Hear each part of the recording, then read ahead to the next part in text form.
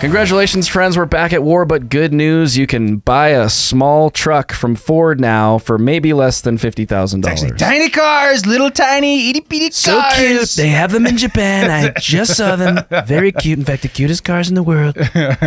Meanwhile, we're bombing. All the Making bombing great again. Lots of drugs. Getting all the drugs out.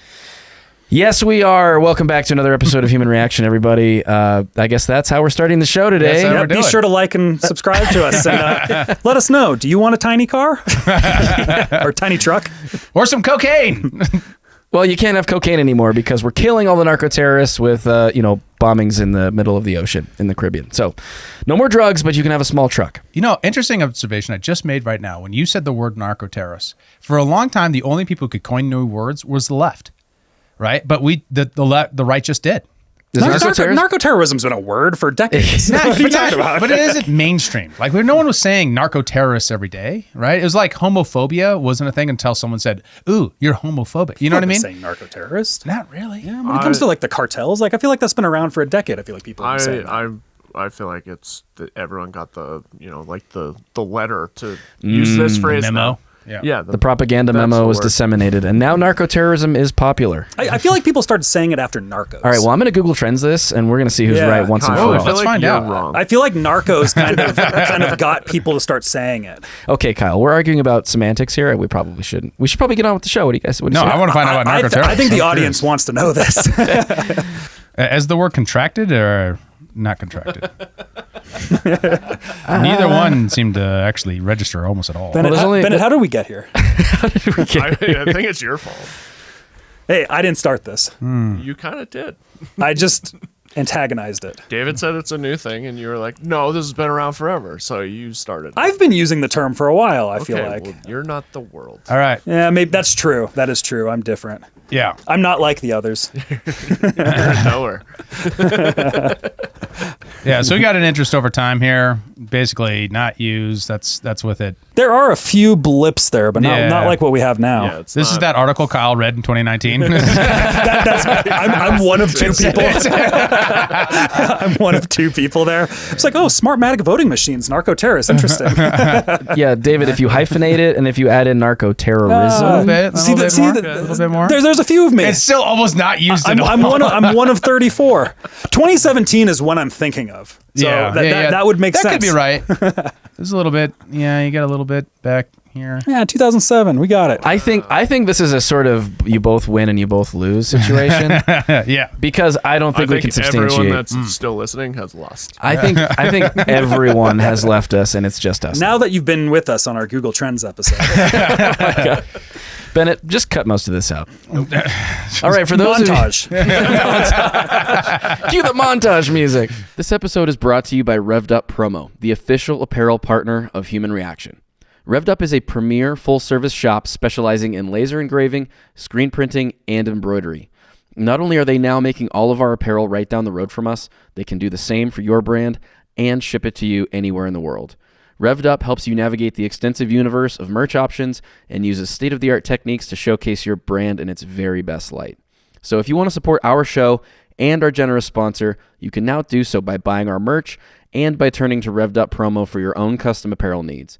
Reach them at revveduppromo.com. That's with 2 V's and 2 P's, or just check the show notes for a link. All right, so where did these things happen? Everyone knows about the story. We've been covering it.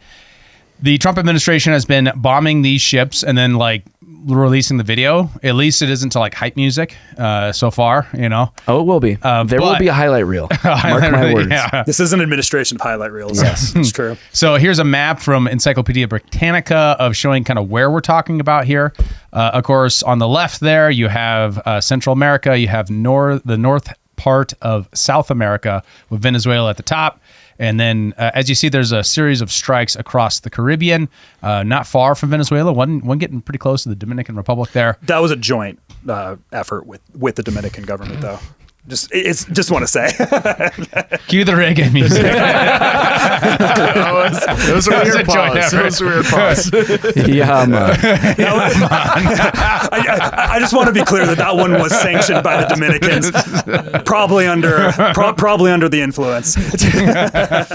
But they were like, this is bomb, man. And then they misheard and they were like, oh, they want us to bomb the man. Okay, yeah, send it. Well, it was a cocaine shipment. It wasn't weed. Yeah. They don't like that shit over there. No. All right. So, and then we do have 3 strikes on the left, which was surprising to me. I did miss this, that October 21st, 22nd, 29th, reported strikes taking place in eastern Pacific Ocean and west of Central America. No additional information regarding the location of these strikes has been released. So somewhere out on the other side of Central America, that also happened. Yeah, those ones were over in international waters. Question, are the Venezuelans taking the Panama Canal to get over there? How did they get over there? I was thinking the same thing. I was like, what are they?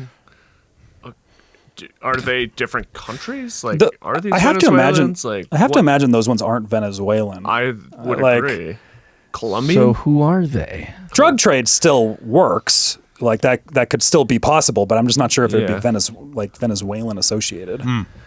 Yeah. Interesting. I mean, Unless they got it through the canal. I don't know. Honduras does have a little bit. What did they tell the guy at the way station? Like, so where are you headed? Oh, yeah, fishing. In my Stuff. speedboat. But that being said, Speed fishing. But that being said, This summer's hottest craze, speed fishing. on speed. Well, one of them was a fishing submarine, allegedly. Yeah, we need to circle back on this whole fishing submarine thing because I don't understand the logistics, the mechanics of how that works. The words I read were half submersible vehicle. That was what I read. One of them was a half submersible vehicle. Sounds like a boat with a hole in it. And then I saw a bunch of the critics being like, "It was an honest fishing submarine," and I was like, "I don't know how often. How often do we fish in submarines? Is that a common thing? I'm no fisherman. I don't know. How do you fish submersibly? I don't understand what you do. Back in October, that was one of the things that was being said. So I just remember. Yeah, here we go. I got it. Just like one of those submarines with the mechanical arms. It's just got a spear gun on the front. Yeah, that's what I'm saying. Destroy a drug-carrying submarine that was navigating towards the United States on a well-known narco-trafficking transit route. U.S. intelligence confirmed the vessel was loaded up with mostly fentanyl and other illegal narcotics. So they were fishing for addicts is what they were fishing for. Got him on the hook. Oh, they got him hooked for sure. I don't understand, but was it Venezuelan? I don't know. Well, I mean, these are cartels that like it's probably like Tren de Aragua or De Los Sols or something like that, which come out of Venezuela. that's hardcore. It surfaces, and it goes under, and then Kaboom. here it comes. Wait for it. Oh, the anticipation. Shit. For those only listening, we are watching a submarine blow up. Damn. It's a half submersible. That's more than double tap. That was half submerged. It's true. Got the other angle from on top. Yeah, not fishing from that. I don't think that's. I don't think that's a fishing vessel. I don't think they have a plausible deniability of that being a fishing vessel. Well, It's a submarine, bro. That's what the media was saying back in October with that vessel. I remember that being a thing. I was just like, This is a fishing perfect submarine. example of where you just need to think a little critically about things the media tells you. You're like, fishing submarine. Interesting, That's not real. Yeah, interesting related because the blow up this week was mostly about the double tap and that there was they blew one up and then some survivors were clinging to the outside of the vessel and then they shot it again and blew it up.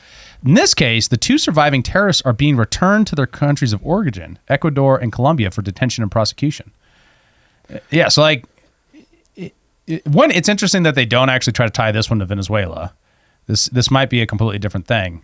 It's probably just cartels. Yeah, but like, which could be from like maybe it's Tren de Aragua or something like that. But I don't maybe. know. Yeah. Which is kind of the primary cartel in Venezuela right now. And the Suns one. Yeah, but we do have Souls. this justification and kind of a media blitz this week around what is the reason why people are supporting this policy of blowing up these ships across the Caribbean. Following up on Gabe's question, you said that the follow-up strike was lawful. What law is it that allows no survivors? The strike conducted on September 2nd was conducted in self-defense to protect Americans in vital United States interests. The strike was conducted in international waters and in accordance with the law of armed conflict. On this pardon for the Honduran. Yeah. So what does the law of armed conflict say about like just to see a follow-up on that. bombing someone that you can't identify exactly who's in that submarine, right? Well, they say that. Well, in this case, it wasn't the submarine, but on the boat. What they're claiming is that they have identified them and that they are moving drugs. Right? They're saying we know they were doing that. Are they releasing how they know that? No, right? Sure. If the NSA program that they use to do that, they couldn't do that because that would be revealing a method. So therefore, they're not really giving that information to the public, and we're kind of stuck having to trust the administration on that. Now, the idea, what she's quoting when she says the laws of armed conflict, that has to do more with international law, right? That has to do with the UN Charter on self-defense from other countries. I see. And this is a recurring theme in the justifications here. And what we have to have is a discussion as a country that should be happening in the U.S. House and Senate. But because they never do anything, we're now left doing it, saying, should the president... They make insider trades. They give themselves raises. They do things. They shut the government down occasionally, too. Yeah. Just to make us sweat. They keep us on our toes. Anyway. Fair enough. So that debate should be happening there. But now we have to have the debate is, does this qualify under our understanding of legality for an invasion or an attack to smuggle drugs into a country? Right? Is that enough? Is that sufficient to cover under international law, as she's talking about here, or under the War Powers Act and the consequential powers of the president's war-making abilities? Because obviously the Constitution also says that only Congress can declare war. So therefore, what are we talking about when we're talking about we that? Threw that out the window. Yeah. That's cute, David. Talking about the Constitution, that's really nice. Yeah, I guess I'm old school like that. I kind of care about the country enough to I do have an actual question, though. Yeah, go ahead. When she uses self-defense, is preemptive self-defense, is that a legal thing? They're like defensive weapons, Bennett. That's exactly the thought I had. I was like, I think the justification is going to be along the lines of having information that is Venezuelans and probably some other countries working to actively promote the drug trade in the United States. And that's what is in which we're going to cover down the road, is in a letter from the chief of intelligence that fled the country several years ago. I think it's going to be something like there was an active effort to use this as an assault on America, and that's going to justify the defense action. I think that's probably where this is going to be going in the future. Yeah, the question is going to rotate around whether or not those kind of operations, which is not something that America, it's something America does, right? In fact, the CIA, is now, it's pretty well understood, that the CIA throughout the 1970s and 80s was moving cocaine in the United States in order to sell to Americans so that they could have black market money so that they could do their work overseas. Black budget stuff. Yeah, exactly. So you have to wonder, is this just the CIA removing competition? The CIA hates competition. Well, it's just an aspect of foreign, are all intelligence agencies kind of operate in the drug trade. That's kind of how all of them work. Exactly. They make a ton of money off of this. They work with organized crime. Organized crime outlets, cartels tend to be their assets. And probably all these different cartels involved are probably assets of varying different foreign intelligence groups. And it's probably the problem with Tren de Aragua is it's probably just not a CIA one. It's probably another one. Right. Yeah, right. And specifically in the case that we're kind of discussing is the idea that this is an operation give cause du jour, meaning a cause justly to go to war. That's the question. That's the debate that should be happening in Congress, but is now happening on CNN instead. Yeah. Does this count as the war on drugs still? This is definitely a continuation of the war on drugs. It's in fulfillment of. That's how they're justified. I think it's probably in fulfillment of the exgressive order. There's an executive order on this. I thought the drugs won the drug war. They definitely did. They did. Okay. Yes, they definitely did. Fentanyl everywhere. But the government don't go down without a fight. Well, importantly, fentanyl is a creation of the drug war. Explain that. Well, it's an economics principle called the iron law of prohibition. During prohibition, you had more and more intense distilling of alcohol because it's easier to move smaller amounts of alcohol and smuggle it when it's very intense, right? Right. So moonshine's easier to move around discreetly than kegs of beer. Yes. And American consumption habits throughout the prohibition era pivoted towards harder and harder alcohol, and we invented all kinds of crazy drinks in order to deal with that because it was difficult to move around large quantities of drinks. This is the same thing as applied to fentanyl, is the same thing as to opioids as is moonshine was to beer. So you're saying the more difficult that, let's say, heroin got to acquire, the more likely it was for a smuggler or somebody to be incentivized to bring in fentanyl because it's orders of magnitude more powerful, and thus they can transport more effective doses in less volume. And therefore less likely of interdiction. Yeah. Although Okay. I also think we just keep creating more new drugs. Yeah, but Like- it's like the demand side of it, right? So if in controlled markets, in white markets, there's much more safety like mechanisms in place to keep the downsides of drugs from having the collateral consequences that black market drugs do, right? So once you remove that, you've now created a much more open market for it to operate in. Yeah, I think we'd still have illicit drugs that would occur though, like fentanyl. Like, I think that would still. I'm not happen. talking about the supply side, Kyle. I'm talking about the demand side. It creates the demand for those drugs. Yeah, because it's more difficult to move around, so therefore it has a competitive advantage on the marketplace. Yeah. Yeah, I don't know. I half agree, but I kind of half disagree with it. I have a hard time not seeing that there still just wouldn't be a demand that happens even if there was more white markets when it comes to drugs in general. And partly true, that's true because of fentanyl's use in medical procedures, right? Fentanyl was invented as a medical drug for people who are resistant to opioids so that you could still do surgery on them. Oh, yeah. Yeah. Yeah. So that, and then some people just are to opioids, like they just don't impact them the same. So they were working on a drug to do that. But then it has a comparative advantage in the black market that makes it much easier to move around because of that. Well, at least it makes it easier to smuggle. That's probably more accurate. I don't know. Yeah.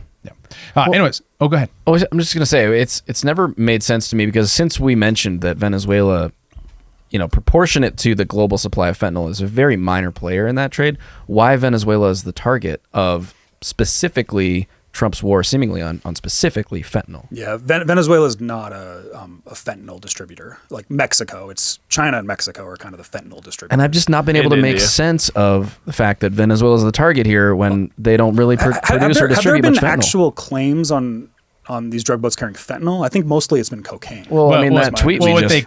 how they get there, Kyle, is they claim all the deaths of fentanyl in America for their justification for blowing up cocaine boats. Yeah, but and there's cocaine laced with fentanyl and all this stuff, right? Like that's a big piece of it. But yeah, that's definitely true. Is Venezuela is not the fentanyl country. It's just it doesn't make a lot of sense to me. And I know that Trump speaks in very broad strokes a lot of the time. But the tweet attached to the video we just watched of that strike on the submarine said, this submarine was carrying predominantly fentanyl and it would have killed, tens of thousands of Americans or whatever. Yeah, it's 25,000. Right. Who wrote that tweet? I believe that was a Trump tweet. It was was a it? quote from Trump. Interesting. Yeah. I'm pretty sure. And I don't mean to derail the thing here, but it's not made sense to me that Venezuela is this target. Like, are there other reasons for this? It Well, could- that's it what we'll could- be diving into. Yeah, it could depend on where Marco the boat was going, because the fentanyl doesn't. The boat could have picked up fentanyl, not necessarily from Venezuela itself. It's like doing the milk run around because the Caribbean. it's about the cartels. At least in the justification here, it's about the cartels more than it is Venezuela, in a sense, right? Sure. And Venezuela's- the cartels are all over the Gulf. It's about Venezuela to the degree that Yeah. they're using political capital to threaten Maduro to leave office who allegedly has connections to the these Suns. cartels. Yeah. Specifically the Suns, but also cooperates Aragua. with Tren de Aragua. Gotcha. Yeah. Okay. Yeah. So that's it's distinguishing between who the enemy is here is important. I think and then distinguishing between the different accusations. So what we have here is this from Katie Miller, Stephen Miller's wife, on CNN. I would blow this up to full screen, but for some reason it's not letting me. Otherwise, I have to let my guard down on my Brave account, and then Does Don't do that. Yeah. Now you know the struggles. These are the struggles. I don't have my computer here, but this is the struggles I always have to deal with. When things start freaking out, it's like these damn websites. I want to go back to something that Bakari said. He said that those orders that were given, the drug boats in Venezuela, were illegal. Can you cite those statutes, please? Yes, because it's actually called the Due Process Clause of the United States of America. Because can you point to one of those boats that actually had drugs on them? Do you know that? Do you know about the Trinidadians who were killed innocently, who were just fishermen? Can you actually kill those fishermen without due process? So the answer to the question is yes. I can cite the Constitution, just as Scott did. If you go and say that those were members of Al-Qaeda or ISIS coming to our shores with enough drugs or enough ammunition to kill 100,000 Americans, wouldn't you expect our commander-in-chief to take action to stop that?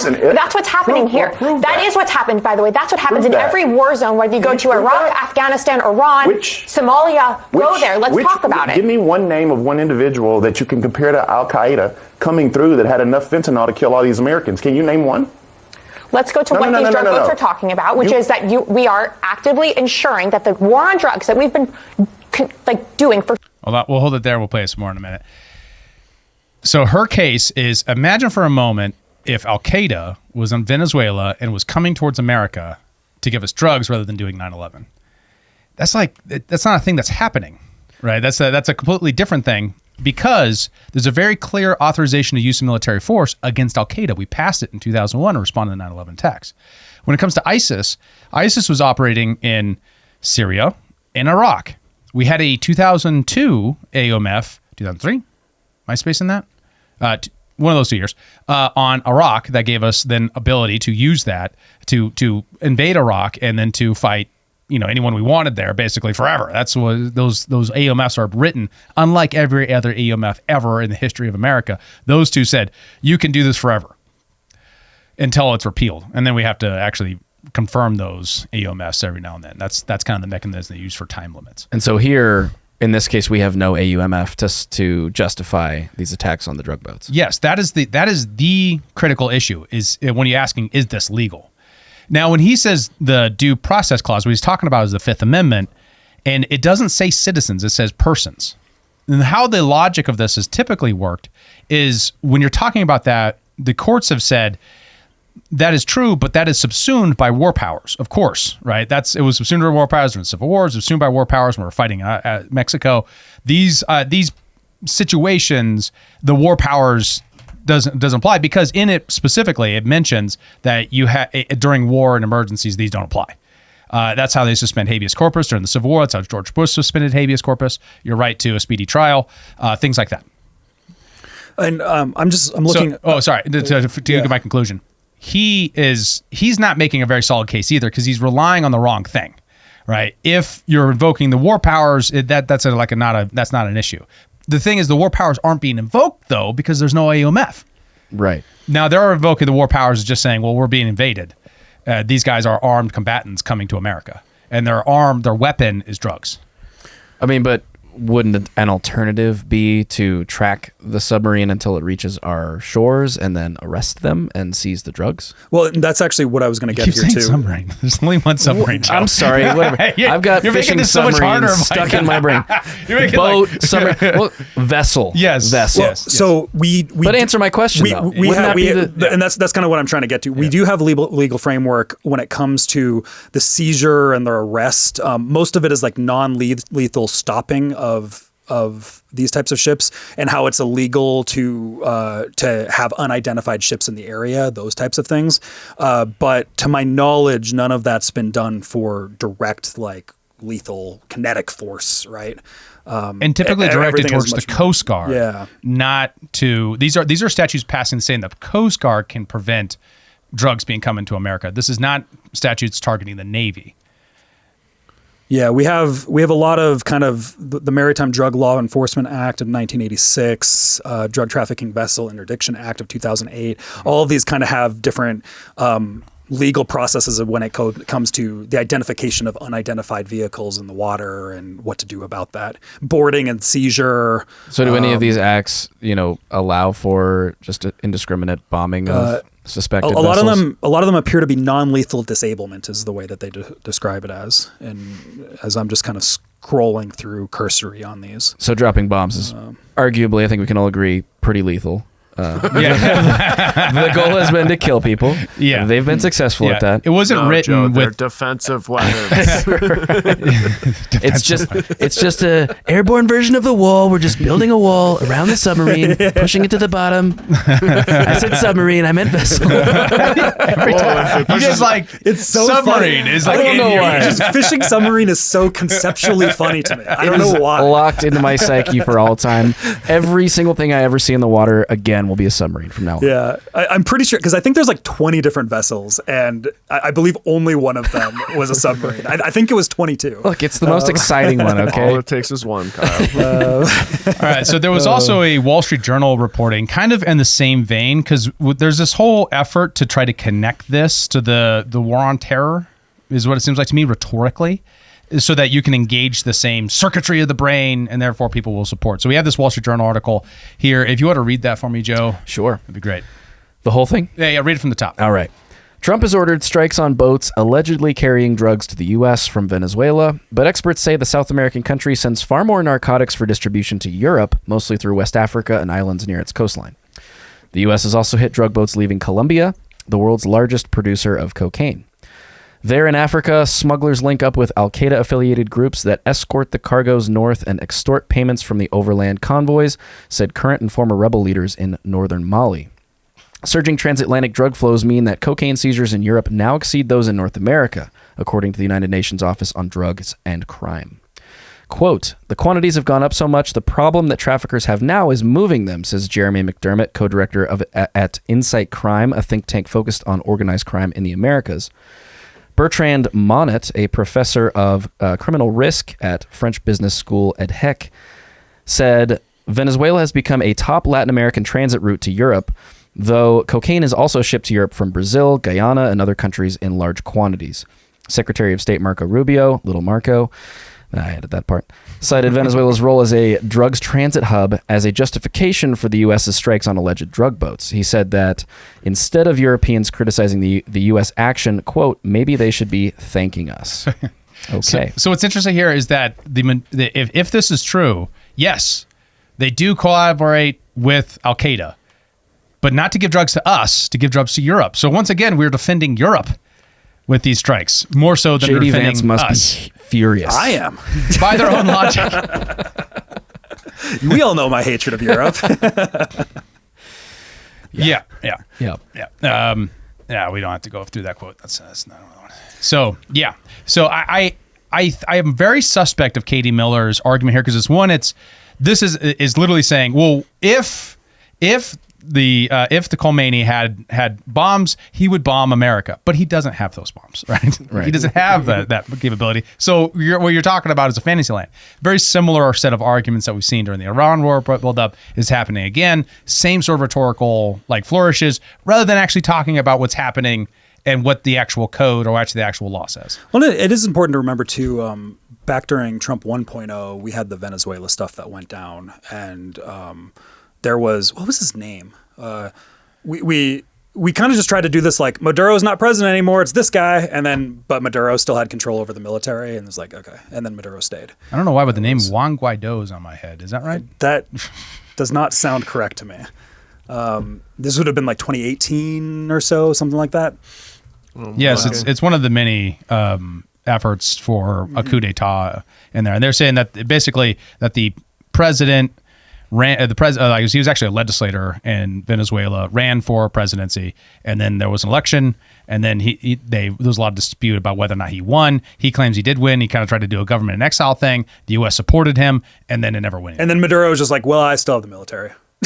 and then everything just kind of dissipated from there. Yeah. Well, and Tren de Aragua does operate as like a regime defense force internally within Venezuela. I was right. Juan Guaido. Really? That was his name? That sounds, for some reason, that sounds like half Hispanic, but also not. I don't know why. Which part of that's not Hispanic? Juan Guaido? I don't know. The Guaido had an Asian feel to me for some reason. I don't know why. I was like, that feels, I don't know. I was thinking more Italian, but I think I was thinking of maybe, Guido. Maybe that's where I was going. Maybe that's where I was going. So speaking of Asian, not only should you be afraid of Al Qaeda selling you heroin, also Asians, but also China. Do you believe, Chairman, that it's time for a regime People from change? China, they And love what me. should the U.S. role be in potentially that happening? I would look at that. I'd juxtapose it to Iran as well. People have been talking about that with Iran, right? So the United States preference might be that we would love to see somebody different there other than Maduro, just like we'd love to see somebody different there other than the Ayatollah in Iran. There is absolutely a bounty on Maduro because of the things that he and his regime have been doing to the United States of America. But we want to see these things done by policy from the grassroots, coming up from the people, taking a change stance within their country like the people of Syria did to oust Bashar al-Assad, so that we don't have these decades-long civil wars that go on in these places. That is the preference and policy for us, that it happened from the grassroots. I believe that bounty on his head is $50 million if anybody wants a quick buck. Yeah. Speaking of head, I'm glad your head isn't shaped that way, David. He's an evil bald. Yeah, no. How is it any different? He definitely has like sort of an egghead vibe. Yeah, he's got like a point. Taller? He's got kind of an Andreessen egghead vibe. Okay. Yeah. So famous egghead. It's a compliment. Just accept it. Thank you. Wow. You have a nice head. Thank you. Appreciate that, guys. You're an acceptable I appreciate bald. it. Yeah. All right. Thank you. Yeah. You're not like one of those other balds. Someday the bald is going to be known as the slur, like the blacks or the gays or whatever. You're going to get the credit you deserve. People don't. That's your word. We're not a minority group that gets that kind of recognition. That's for sure. Someday I'm going to fight for you. Anyways, continue with your thought. Really should be a protected class, really, when I think about it. China. What was the connection to China there? Like, it's really subtle. The Chinese connection is basically if you list all the countries that the United States hegemony does not like, China's one of them, Venezuela is one of them, Iran is one of them. That's why they're connecting these things, and then an assortment of transnational cartel-like groups, gang-like groups, terrorist groups. These are all different words for the same thing, which is non-state actors who don't like America. Pretty much. This is, I think, is the centerpiece, right? The centerpiece of this has to do with American hegemony, ability to say what's going on around the world at any given time, and control resources as needed, and control the outcomes of people's economic and political activities are. And we can't do that in Venezuela, Iraq. Can't do that in Russia. And some people are like, that's the reason why we hate Russia. We can't do that in Iran. Interesting. Yeah, that is a common thread. So we should just bomb them all, clearly. Well, we've been trying, seems like. Yeah. Well, that's my hegemony theory, is just trying to step back and trying to look at the big picture. Yeah. There's ultimately a conflict between the world hegemony of America and America first. And that's why we're having this conflict over in Venezuela, although it's cutting differently than like Israel has been, because Israel triggers a lot more things, being in the Middle East, having to do with all these things and all the subsidies we give, all that kind of stuff. It's more clearly a contradiction in the sense that they're now kind of staking a different set of line in the sand for America first, with saying, well, at least it's in our hemisphere. Like, at least it's over close to us, right? It's not way over there. But the hegemony doesn't care. The hegemony never stopped trying to get rid of Maduro or Chavez. This is one of many efforts to do that. That's actually something I said like a year ago on the podcast was I think when we were filling out our bingo sheets, I think I said this, where I said that I was a lot more open to disentangling from the Middle East and focusing, even militarily so, on the cartels in the Gulf area. Because I thought that would be way more stabilizing for, I think, a good Central American region that's not a crime-infested hellhole with like MI6 devil cults. Not MI6, MS-13. I don't know. That was an interesting British doing that was an interesting. Same thing, really. I mean, I think we can blame the British for that safely. Opium Wars. They kind of ran the playbook. So it's probably a relation there. But like the more focus on our hemispheric our hemisphere side and kind of having these strategic partners in El Salvador and Argentina to help clean up the Hondurases of the world and the Ecuadors of the world that are just like cartel infested hellholes. Having good, solid stability there would be very beneficial to America. So I think there's a question of how do you do it? Like, is a decades long occupation effort like the way to do it? I don't think so. But if there is strategic partners that are able to help rid the crime and stabilize in kind of an El Salvador-like fashion, and you have partners like that, and maybe you aid with small military strikes here and there, I'm open to that. The question is, if you do a decapitation effort in Venezuela, will you result in the kind of stability you want? That's the question. Especially if what he's intimating, that Florida representative. And it's very interesting because all the representatives who are doing the media tour on rah regime change are all from Florida, including Marco Rubio. Cuba. Right. So there's this localized demand for more effort to create a better South America and Central America in certain states where there's a large constituency of people who care about that. The trick is will that actually create the result that we want? There seems to be this idea that you can just decapitate a government and then people will be like, oh, well, we really like America, so we're going to now elect an American-friendly government. And I just want to know where that idea comes from and how insane it is. Because everything I see is every time we do this shit is there's a rally around the flag phenomena where they say, oh, we're being attacked by an outsider, an imperialist outsider that controls the world. In fact, we don't like that very much when you drop bombs on us, and so we're not going to elect the government you want. That seems like it happens every time, right? Yeah, like with Saddam, it's like, we topple Saddam, and they're like, well, maybe he was a prick, but he was our prick. Like, fuck you. Yeah. Well, that's the thing is because, like, in theory, it can happen if you have the right people and it's kind of the right moment in the country. And it's like, at that point, it becomes kind of similar to the French aiding America in the Revolutionary War. Like, that would be kind of the analogy there that would exist, where it could happen. Well, but if it were invited...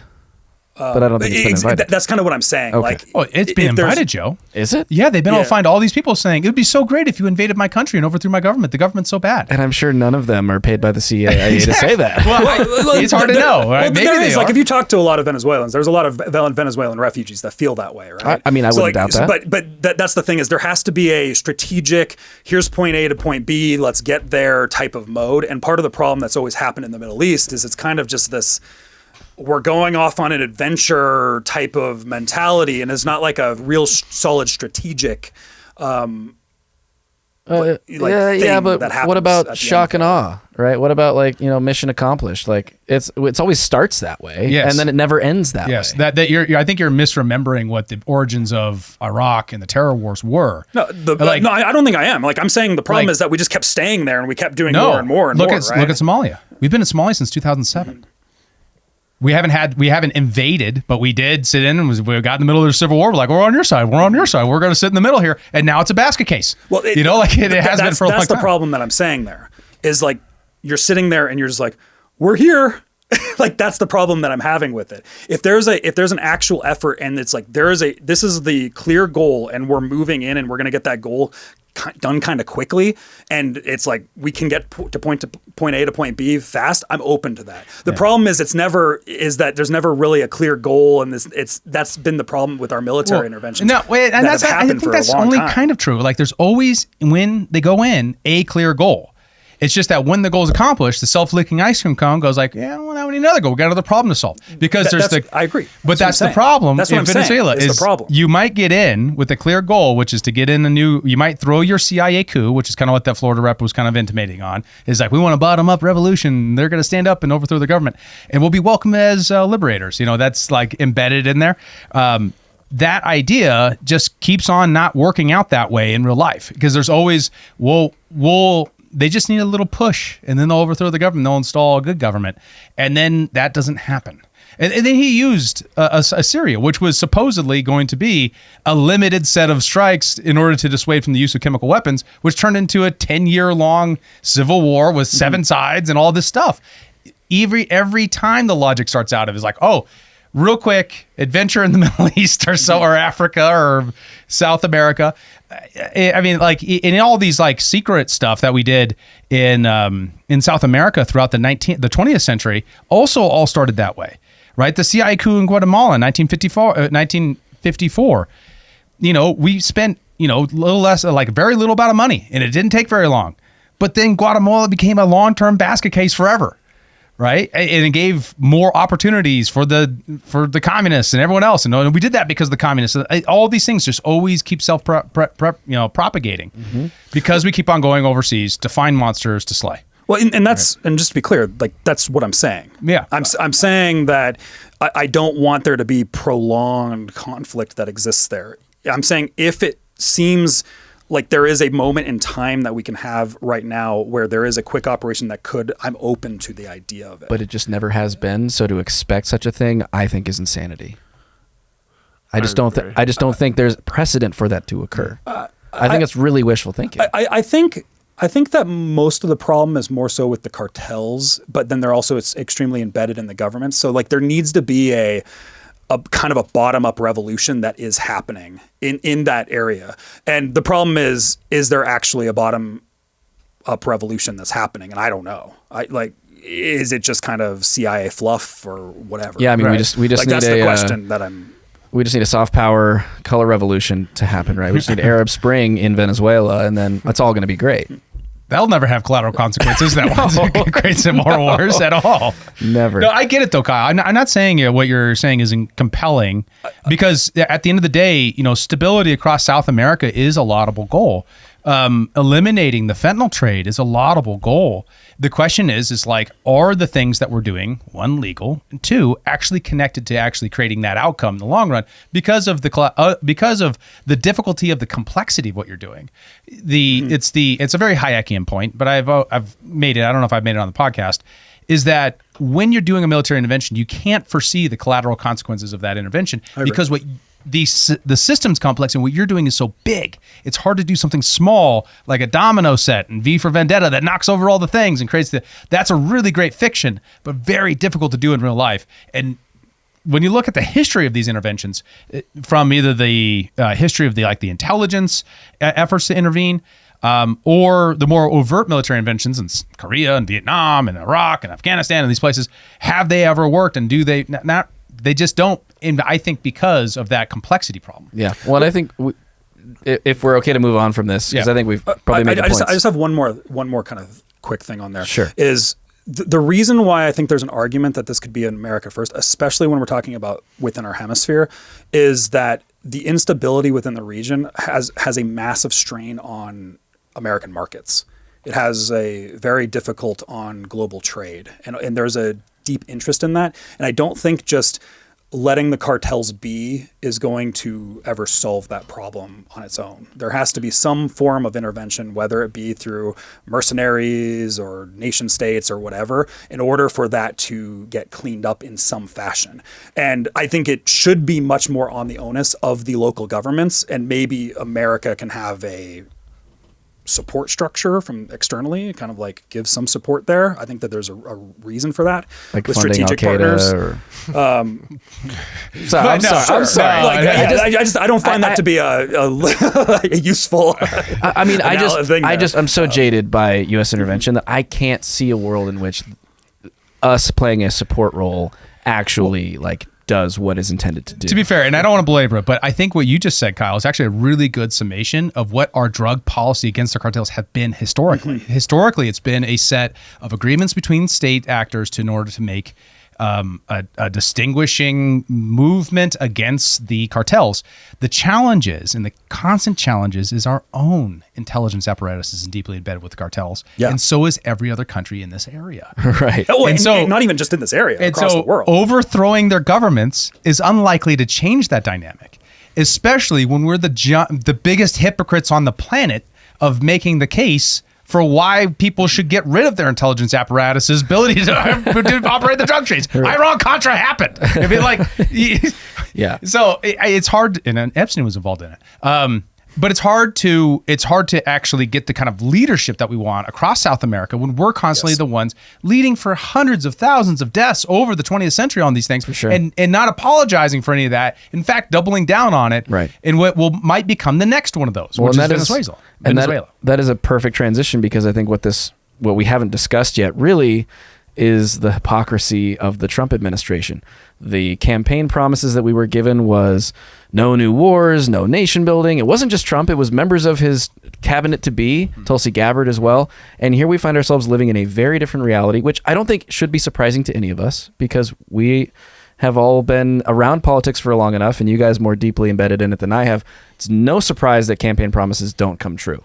Maybe we were a little bit naive or hopeful that this one would be different, but very clearly it's not. Yeah, I get that, especially there's a giant black pill on that. And that's the difficulty of governing too, right? Governing is not the same as running. Like, it's easy to know that intellectually. It's definitely to know that what it's like when you're actually in power. If you take the pivot from we've made a bunch of campaign promises to now we're in Congress and we have to, and this is my experience with it, we now have to make decisions about a variety of things we did not campaign on at all. Like, we didn't, like, do you remember, he did talk about Venezuela, but it's like, a lot of oil down there. It could be great, but it's not great because socialism. Yeah. But that contention with reality is real. Right? It shapes everything. It puts you into a keyhole as the one who holds power, and it becomes more about how do I make sure I'm wielding my power to appease the people around me more so than what is the good. Right. And I think the case here, like I said earlier about the Florida reps and Marco Rubio, is that Marco Rubio, as both really important in intelligence agencies, because he took over some roles there, and Secretary of State, in that he can now basically shape the worldview of the president and basically say, like, well, it's America first to overthrow a regime in South America. In fact, we'll just do it really quick, and it'll be really strategic and really surgical, and it'll be over in 6 months, that sort of thing. And your constituency cares because their neighbors and family members are dying from fentanyl overdoses. Yes. It'll be a win for your poll numbers. Yeah. And did you know that fentanyl's in cocaine? And then that's all you got to say. Right. And Trump's a teetotaler, so you won't be able to tell the difference. One of the things that I really think is interesting in here too, especially what's so hypocritical to me, is cocaine is everywhere in D.C. It is everywhere, guys. Oh yeah, it is. You can't swing a dead cat without hitting a guy with a bump in his pocket. Like, any event you're going to, just all of your politicians are laced with cocaine, and, and all of their staff. So the fact that it was found in the White House is just really not that surprising. Not surprising. Anyone who knows anything about probably DC. Hunter, but like it could have been anyone. So when you see one of these politicians say it's to stop the drugs from entering the country, that motherfucker was at a party this weekend and saw cocaine being used. I guarantee. The funny thing is, Trump's actually sober. Right. Yeah, if anyone, he's the one that can say it. Yeah, he's one of the few. But he's been seeing it since the 80s, I'm sure. And he wasn't reporting to the police either. It's like this. That's just the hypocrisy of the drug war, too. It's used much more broadly than people understand. All we look at is the deaths. We don't look at all the people who use it and then they don't die from it. I'm not saying you should use drugs. Don't use drugs, kids. I don't do cocaine. Drugs are bad, okay? Yeah. But you have the same politicians who go to the parties and do that sort of thing, and all the people around them all getting together and be like, we're doing this to save, when it's really about oil. It's really about the hegemony. It's really about other things. Is it really about oil? We haven't talked about oil. There's some assertions that it is. What's your view? Well, Venezuela is one of the highest oil reserves in the world. Just where they are located right now. So that could be one of those things. Also, they might make up for about 5% of the illicit gold trade. I know that gold is a big factor and is probably one of the variables in all of this too, especially with all the illicit gold that seems to be moving around right now. 80% of that's in Africa. There's a lot of stuff going on in Africa right now. Could be. Right, and it's allegedly, I mean, I think more than allegedly funding a lot of terrorist organizations over there. I can't remember if it's ISIS that's located in northern Africa. Then they're like running all the gold mines there. There's so much nonsense. Well, that's the thing is Tren de Aragua is operating a lot of the gold mines in Venezuela right now, and I think I saw a number is that the amount of money that Tren de Aragua operating the gold mines is making Venezuela like $1.6 billion annually. I saw a number something like that. I might be wrong on that, but that's interesting in itself. So, but also emeralds is a big thing in Venezuela. And there was another major thing that I was like, ooh, Venezuela's got that, and I can't remember what Rare it was. earth minerals, probably. Lithium. Lithium, I think, was another big one. So in order to understand the oil story in Venezuela, you have to understand the history of Venezuela-American relations. And to tell it really quick, in basic, is that there was a series of U.S.-led, what's the right word to say? Different intelligence operations within that area that was long stipulated to be an imperial effort to control Venezuela remotely. There was also the implementation, or at least what they would call economic colonization of different oil companies, ExxonMobil, which was Standard Oil, right? And whenever you think of ExxonMobil, just replace that with Standard Oil, and you'll understand the history of ExxonMobil, that was the Rockefellers, right? And the Rockefellers really tied into the U.S. government and the founding of the intelligence state, and very involved with the origins of the U.S. empire. And Mr. Beast, apparently. Yeah. What? Yeah, Mr. Beast just signed on with the Rockefeller Foundation to do some like propaganda shit. Wow. For the kids. Stay it's for on the target. kids. Interesting. All right. So Hugo Chavez attempted a coup in 1992 against a president who was friendly to the United States. He then runs in 1999 and wins. When he runs in 1999, he runs as an anti-imperialist, basically saying, no, we should control our own country and our destiny. He's also a socialist. He's a national socialist, right? We all know what that means. Yeah. Kill him. In 2002, right out, so 3 years later, there's an attempted coup. 2007, 8 years go by before he nationalizes the oil. In that time, we don't like him, but we're not doing crippling sanctions. It isn't until he nationalizes the oil that we then put in these crippling sanctions. It's even a little while, well, actually, it's actually a couple years after that. There's a median time in there before we actually implement the sanctions when we're kind of in negotiations with him and no one really cares that much, other than ExxonMobil and these other organizations that got kicked out of the country and got their assets expropriated. Now, interesting here is that they were getting actually a fairly decent deal as compared to what you could find in some other Middle Eastern countries like Iran. They got a much better revenue share than Iran ever did. But they still wanted that, and they basically ran a socialist effort at the beginning that was somewhat like what you'd find in Alaska. They basically take revenues and then they split up a bunch of revenues and they give it out to checks to the people. Right? That's not different than Alaska. No. And no one calls Alaska a socialist hellhole.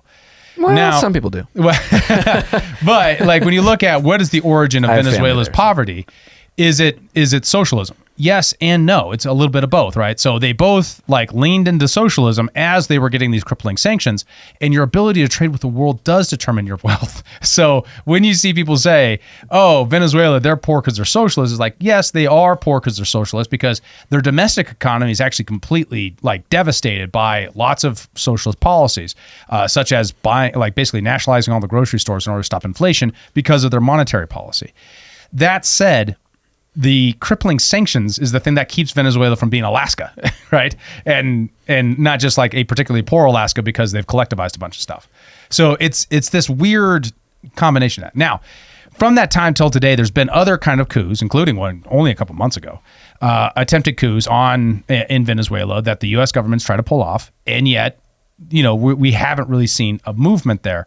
Are we going in now for oil? Would we depend upon like this idea that I think is probably a little bit overblown, that the U.S. government's entire interest is oil? I think it has more to do with hegemony, but it likely has to do with gold. Secondary, yeah. And the drug trade. I think the resources in general is kind of secondary. Like it's a piece of it, but it's not the entire piece. Yeah, that's why that's why they kind of wag the dog, right? And they say, oh, it's Hezbollah. They're giving money to Hezbollah. Hezbollah's in Venezuela.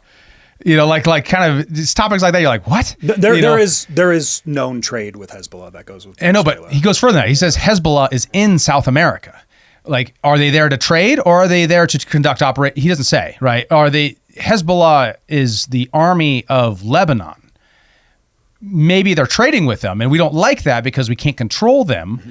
And we don't like Hezbollah because of Israel, but or maybe because they attacked us and other things like that. But I'm just making the case that this has to do more with like this idea of global hegemony than it does any like singular cause du jour that they are pointing to. Strategic enemies intertwined with all of this. There's a bunch of factors, but it ultimately comes down to like our spheres of influence, other spheres of influence. Yeah, I mean, is this a vector of attack to try to further weaken, Russia or the BRICS trade bloc, thinking Venezuela is more involved with them than they are with sort of the U.S. orbit? I have a theory of some of the gold stuff has to do with BRICS.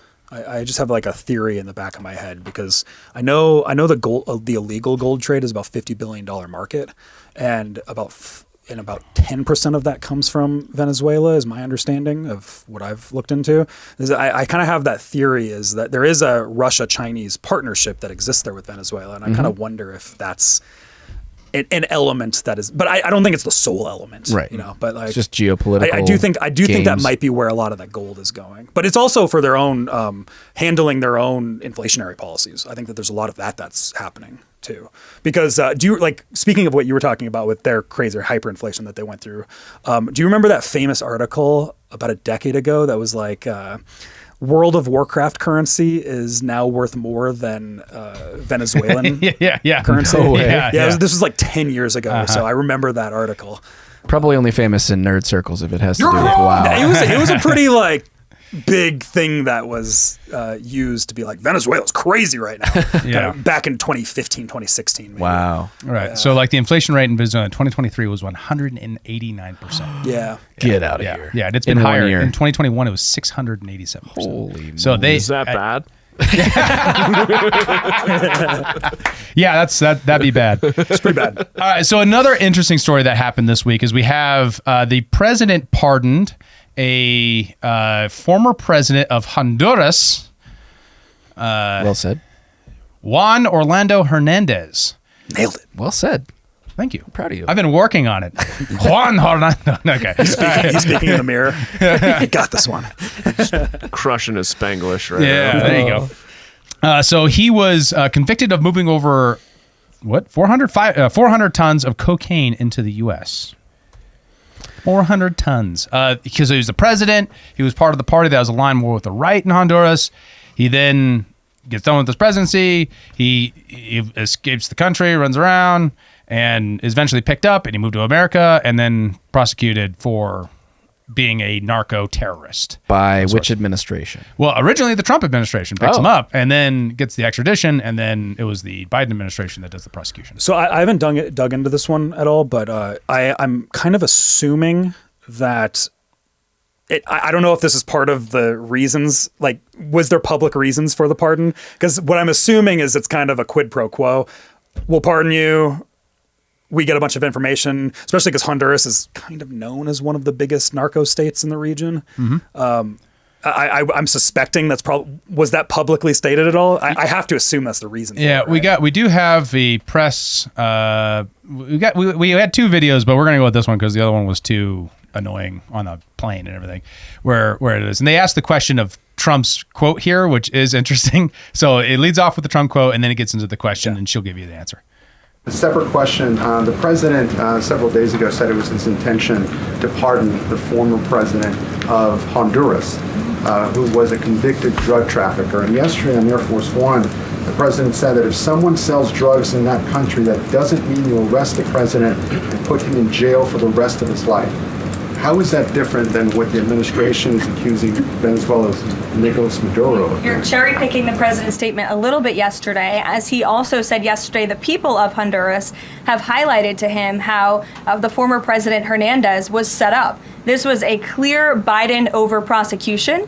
He was the president of this country. He was in the opposition party. He was opposed to the values of the previous administration, and they charged him because he was president of Honduras. There were some other egregious facts that came out during this trial, and I would encourage you to report on them. His court-appointed lawyer was only given 3 weeks to prepare for trial. He shared that his conviction was lawfare by the leftist party, who, quote, struck a deal with the Biden-Harris administration. Hernandez has highlighted there was virtually no independent evidence presented, and many of his conviction was based on testimony from many admitted criminals who hoped that cooperating would reduce their own penalties. So the president heard the concerns from many people, as he does, and he's, of course, within his constitutional authority to sign clemency for whomever he deems worthy of that. Interesting.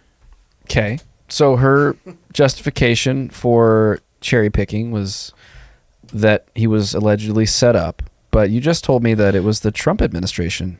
No, I was wrong about that. So in 2021, his visa was revoked for corruption, and then he was arrested in Honduras on 2022, and then extradited to New York in 2022. So it was all under Biden. Okay. I was thinking of a different guy that we can get into if you want, who is also committed. Then he has like a giant Ponzi scheme. So different Juan. Yeah, different guy. A different one. He was a different one. yeah. Okay.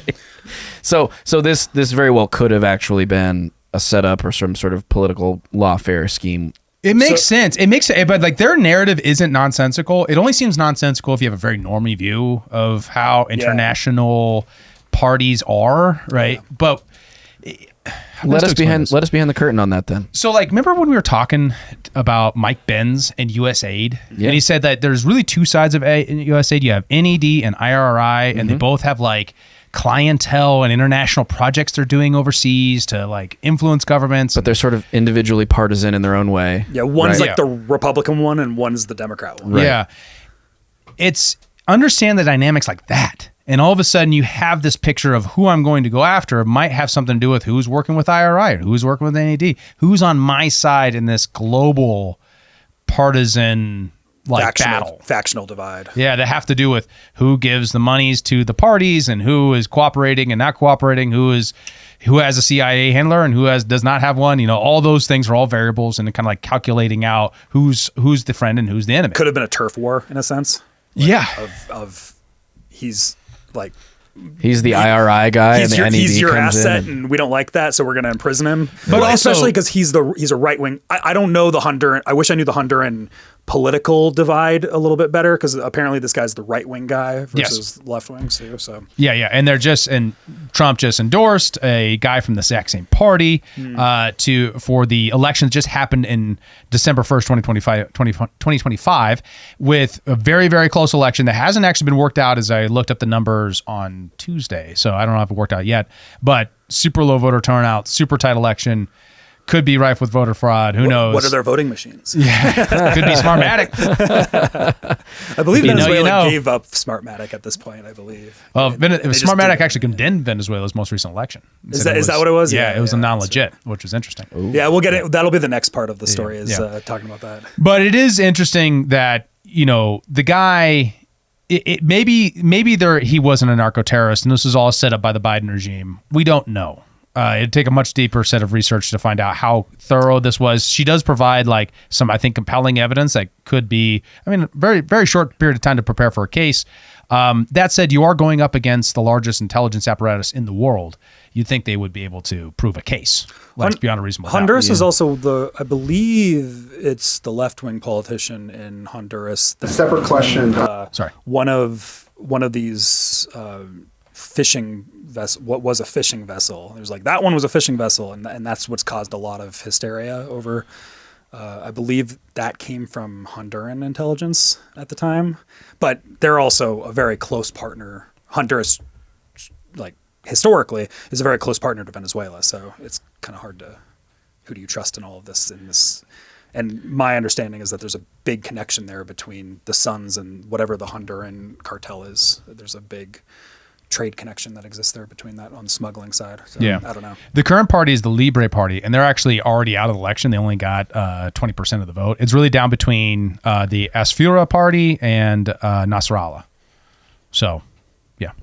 We'll see how it shakes. Yes, but interesting part of the dynamic, and definitely gives you insight into the larger political sphere of international global politics that plays along lines that look very much left versus right, Democrat versus Republican. And if true, it does undermine the Trump's case a little bit, though, if the guy was a narco trafficker. But it actually makes sense, because we also know that the government is actually really in favor of narco trafficking, whatever benefits them. It's really about who controls the narco trafficking.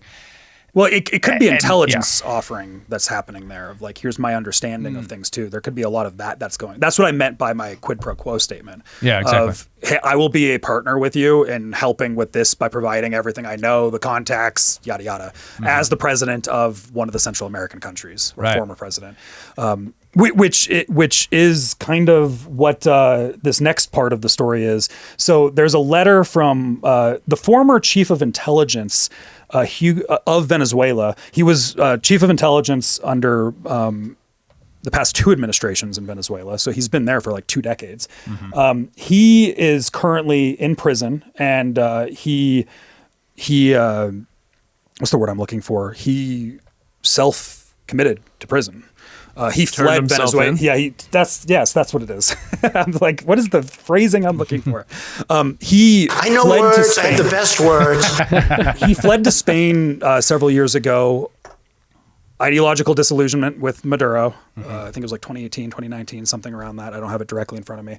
And then he got extradited to the United States, and he's been going through, and he pleaded guilty for and confessed to narco-terrorism this summer. And now he has written a letter that has now gone public. About 2 days ago, the letter went public, where he laid out, here's like 4 major points that I could work with you on, Mr. Trump, for understanding the Venezuelan story from my time as chief intelligence officer. This is like if Tulsi Gabbard was confessing to all the secrets. Wow. Like he's like that level of intelligence in Venezuela. So he had 4 main points there. The first one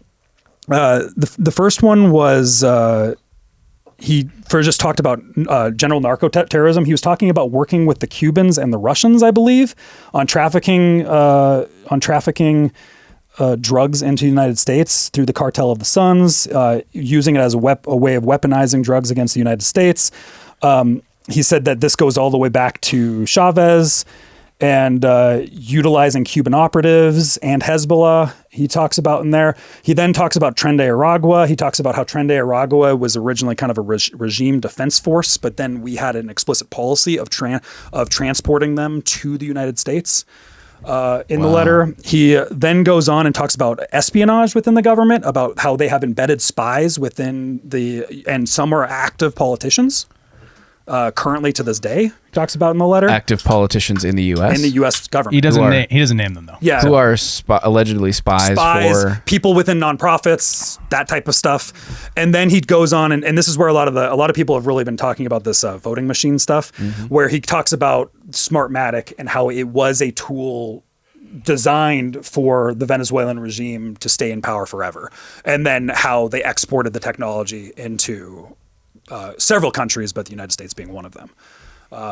So he puts out this whole letter, and obviously this is him trying to get a reduced sentence or a pardon or something like that. There's that side of it. And a spy chief would never lie to us, Kyle. There's no way he would lie to us. Especially he wouldn't just give us things that we already knew as evidence of things that he knows. But also he did have a falling out with Maduro. Yeah. He supported Guapo. Is that his name? Guaido. Guapo is what? Doesn't it mean fat? I think it means handsome. Guapo. Juan Guapo. handsome John. Fun fact, there was a Red Sox relief pitcher when I was growing up, and his nickname was El Guapo.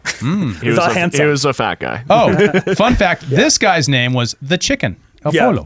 Oh, you know what? It's a childhood nickname. I looked Gordo? it up. Gordo's handsome? I don't know. Yeah, he was given the nickname Chicken for his skinny legs. Oh, Gordo's fat. Guapo's handsome.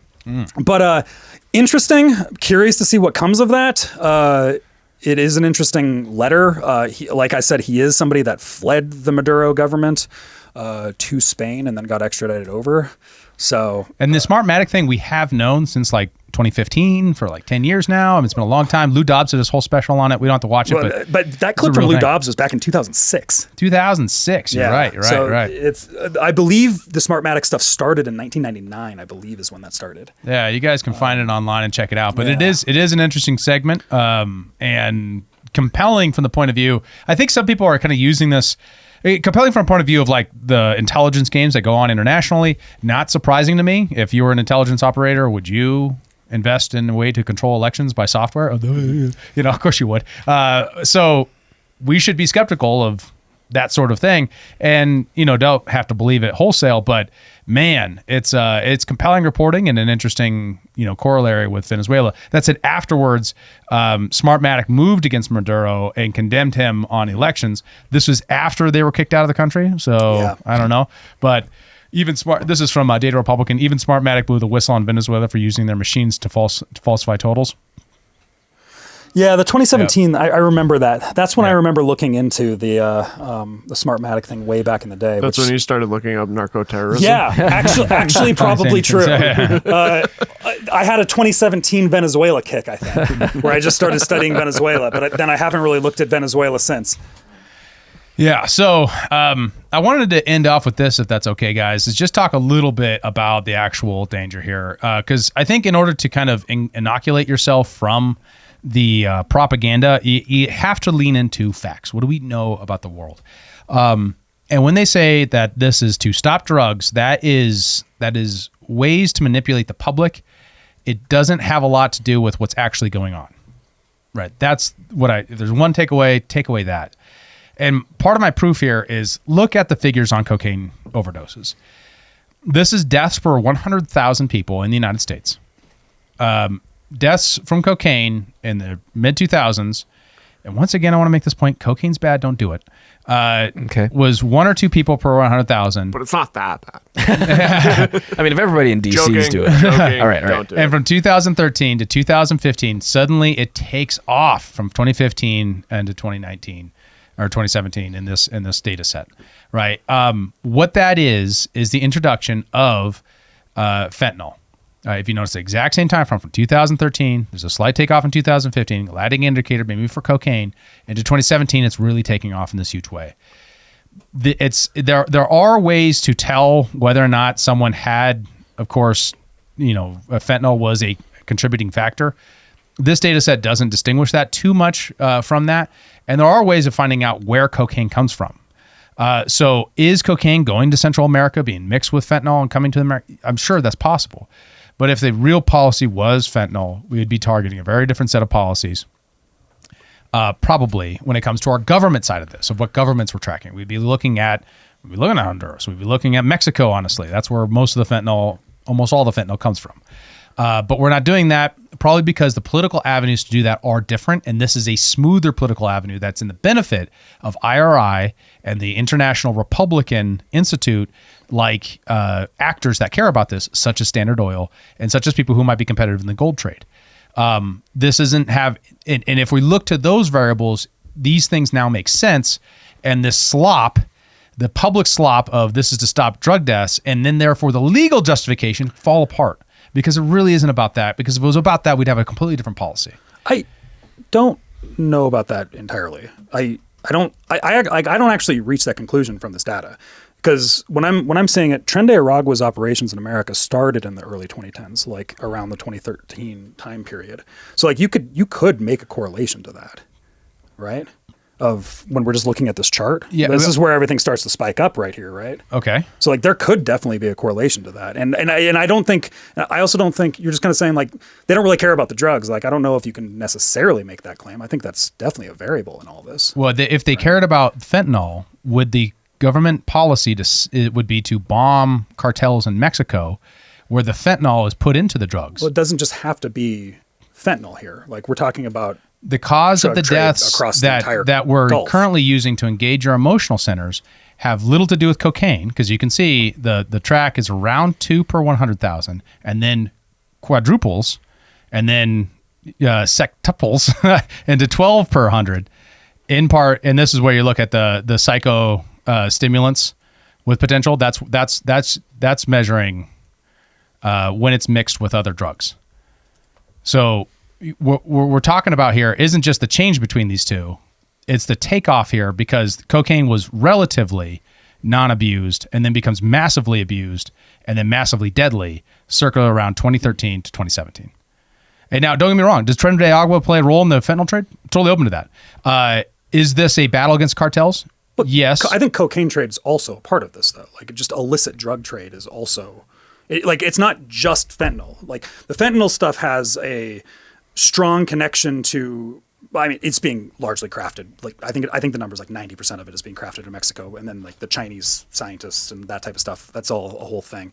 But just when we're talking about illicit drug trade as a whole around the Gulf, I think there's maybe almost too much of a hyperfixation on just fentanyl in this. I don't think that it's David's hyperfixation. I think that he's saying this is the narrative being spun by the administration, specifically Trump. He has been overtly public about his focus on fentanyl. I don't think Trump has really focused on cocaine at all as it regards this. I mean, fentanyl was the big question around, the border, right? It's like we have to close the border because we have to keep fentanyl from coming into the country. Fentanyl is in the popular zeitgeist. It hasn't really been a focus on cocaine, except I'm just zooming out into the cartels as a whole, though. Yeah. Right? So if you look at if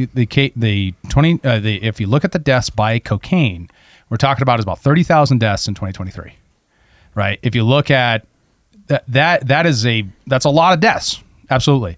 What the administration just said, Kristi Noem just said that it was 120,000.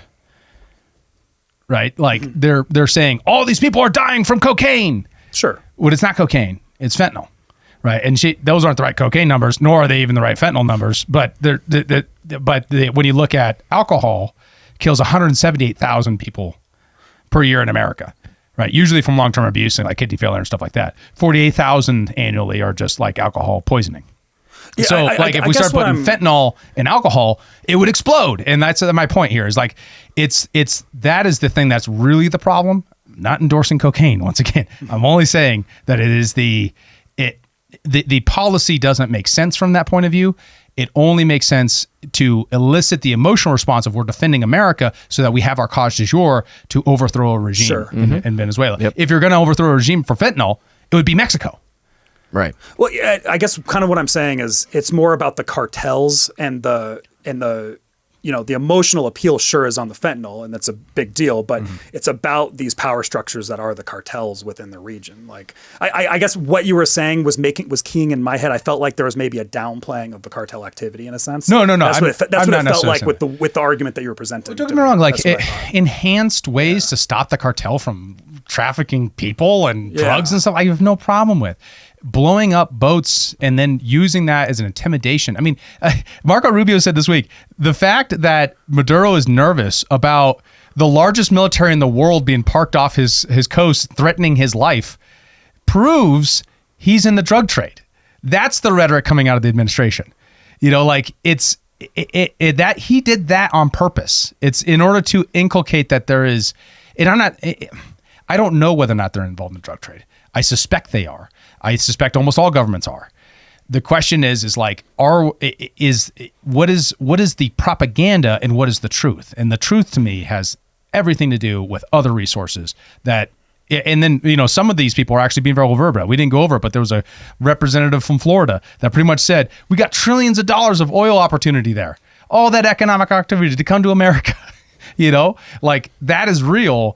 And probably, I think, the more fundamental driver. Well, and the strategic partner side of this for developing strategic trade partners around the region would be massively economically beneficial to America, right? Yeah. Nobody's really. I just disagree with the use of the U.S. military that way. I think it should be about protecting Americans. And if we were going to protect Americans, I don't think we'd be blowing up random cocaine boats in Venezuela. We would be doing more strategic opportunities in Mexico against the fentanyl traffickers. To be honest, I think all of the above, in my personal opinion. And let me finish my thought. You're right. Additionally, I wouldn't be threatening a regime change war in Venezuela, which is what the president's been doing for the last 2 months, right? Where he's saying you need to leave, and then doing a coup that was then caught by the Maduro regime, and then not being successful. If you do a control and you take the fentanyl out of the cocaine and you keep the same rate of 2 deaths per 100,000. You now have about 7,500 people dying annually from cocaine overdose. So barely, actually less than alcohol-induced deaths, which is interesting. Yep. Right. That's how big it is a fentanyl problem. Clearly, it seems like, if anything, it may be the drug trade to some degree, but there have to be ulterior motives, and I think that we can probably agree on. Let us know in the comments what you think the motives for this might be. Are you buying the official story or are you not? And I suppose with that, it's a good place to wrap up. Gentlemen, thank you for your time this evening. Bennett on the buttons, Kyle Mack, David Rand, I'm Joe Sheehan. Thank you for watching. Join us in the Discord to discuss. Link is in the description below. See you in the next one. Thanks for tuning in to Human Reaction. Please be sure to like, follow, subscribe, and give us a review on your podcast platform of choice. And if you want to become a member and support the show financially, check out humanreactionpod.com.